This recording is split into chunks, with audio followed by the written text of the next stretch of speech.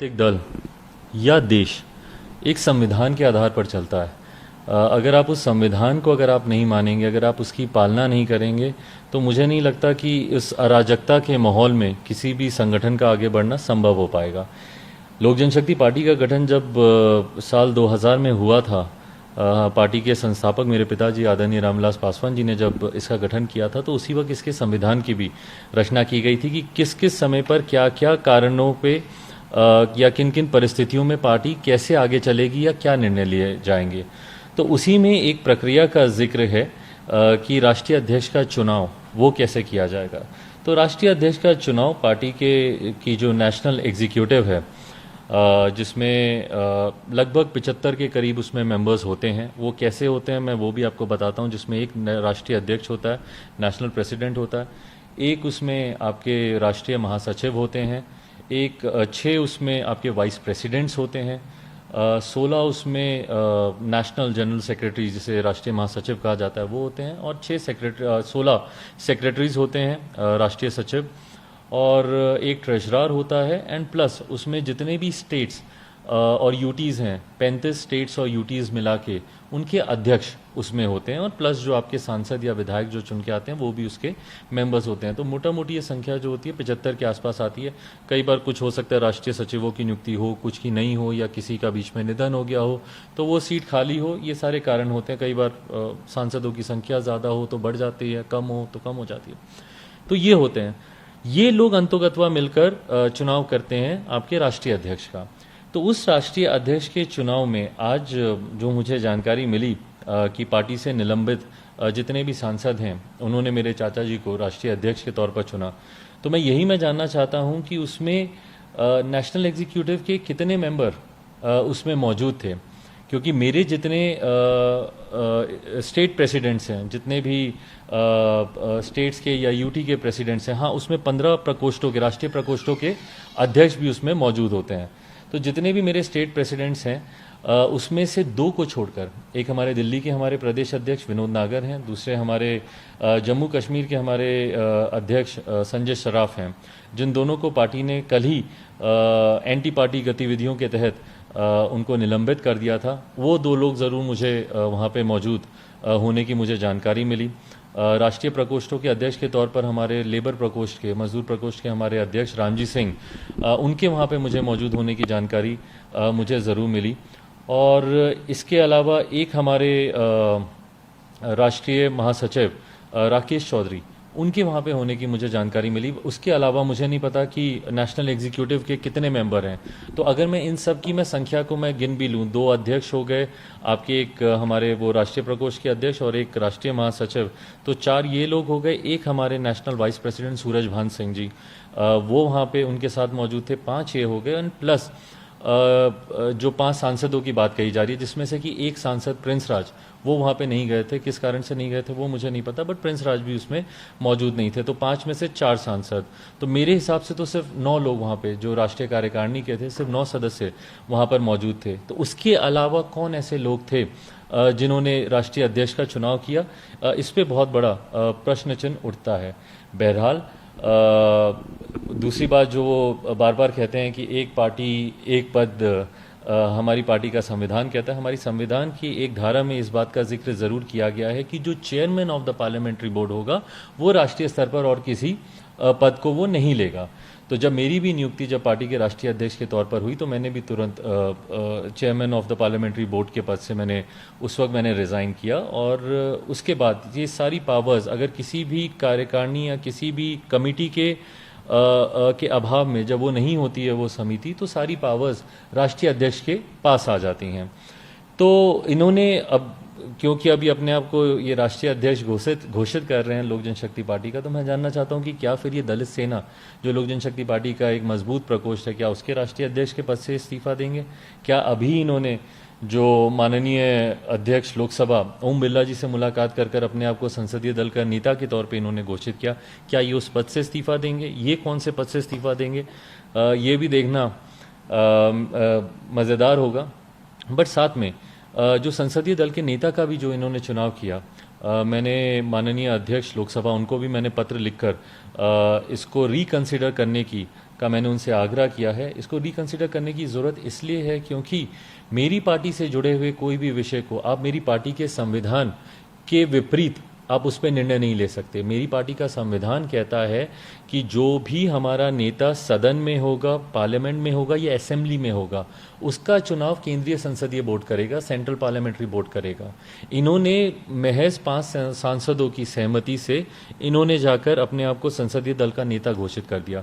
मैं पूरी तरीके से मैं मानता हूं कि संभवतः पूरी तरीके से जानकारी के अभाव में ओम बिरला जी, स्वाभाविक सी बात है, उनको मेरी पार्टी के कॉन्स्टिट्यूशन की जानकारी नहीं होगी और उन्होंने सांसदों की मौजूदगी देखी और जो कि 2/3 से यकीनन ज़्यादा है, तो उसकी मौजूदगी में उन्होंने उनको नेता घोषित कर दिया। पर मैंने उनको पत्र लिख के इसी बात की जानकारी दी है कि उनकी ये नियुक्ति पूरी तरीके से वैध है, गैर कानूनी है। क्यों? क्योंकि मेरी पार्टी का कॉन्स्टिट्यूशन ये कहता है कि सिर्फ सेंट्रल पार्लियामेंट्री बोर्ड को ही ये अधिकार है नेता सदन को चुनने का।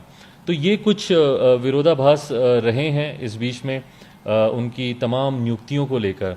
मैं उम्मीद करता था कि मेरे चाचा, उन्होंने पार्टी को बनाया मेरे पिताजी के साथ, तो उनको यकीनन पार्टी के कॉन्स्टिट्यूशन की भी जानकारी होगी। बट जितने भी अभी तक उनसे उन्होंने निर्णय लिए हैं या जो भी गतिविधियां की हैं, वो पूरी तरीके से पार्टी के संविधान के विरुद्ध हैं। और आज का तो खास तौर पर, जिसमें उन्होंने आके स्वतः अपने आप को घोषित किया कि उनको राष्ट्रीय अध्यक्ष बनाया जा चुका है, ये तमाम मेरे उन स्टेट प्रेसिडेंट्स के और मेरे पार्टी के तो अब ये लोक जनशक्ति पार्टी के अब ये सांसद नहीं हैं, इंडिपेंडेंट मेंबर ऑफ पार्लियामेंट से। इनकी सदस्यता दल बदल कानून के तहत, जो संविधान में संशोधन हुआ था, 91वां संशोधन दल बदल कानून का, उसके तहत इनकी सदस्यता जरूर रहती है क्योंकि 2/3 की बहुमत से ये लोग अलग हुए हैं।